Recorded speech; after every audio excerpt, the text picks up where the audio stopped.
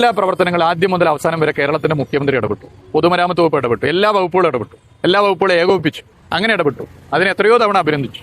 എന്നാൽ ഇപ്പോൾ വിവിധ പരിപാടികളുടെ ഉദ്ഘാടനമാണ്. അതിൽ നാഷണൽ ഹൈവേയുടെ ഉദ്ഘാടനം, യഥാർത്ഥത്തിൽ നാഷണൽ ഹൈവേ NH-66 ഉദ്ഘാടനം സെപ്പറേറ്റ് വേണമായിരുന്നു.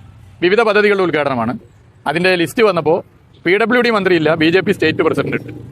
ദേശീയപാത 66 യാഥാർത്ഥ്യമാക്കുന്നതിൽ LDF സർക്കാരിന് റോളില്ല എന്ന് സ്ഥാപിക്കാനാണ് ശ്രമമെങ്കിൽ അത് കേരളത്തിലെ ജനങ്ങൾ വളരെ കൃത്യമായി മനസ്സിലാക്കിയ കാര്യമാണ്. കേരളത്തിലെ ജനങ്ങളുടെ മനസ്സിൽ പോസ്റ്റർ പതിഞ്ഞത്. നാഷണൽ ഹൈവേയുടെ നിർമ്മാണവുമായി ബന്ധപ്പെട്ട എല്ലാ കാര്യങ്ങളും, അതിന്റെ ആ മുതൽ ക്ഷ വരെയുള്ള കാര്യങ്ങൾ നിർവഹിക്കുന്നത് പൂർണ്ണമായും നാഷണൽ ഹൈവേ അതോറിറ്റിയാണ്. അവർക്കതിന് പ്രത്യേകമായ സജ്ജീകരണങ്ങളുണ്ട്.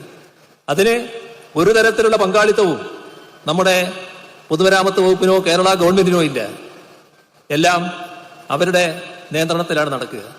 അതുകൊണ്ടാണ് ഇപ്പോ അതുമായി ബന്ധപ്പെട്ട ചില നടപടികളിലേക്ക് കേന്ദ്ര ഗവൺമെന്റ് തന്നെ അവിടെ നാഷണൽ ഹൈവേയുടെ ചുമതല വഹിക്കുന്ന വകുപ്പ് തന്നെ ഫലപ്രദമായി ഇടപെടുന്നു എന്ന വാർത്തകൾ ഇന്ന് വന്നിട്ടുള്ളത്.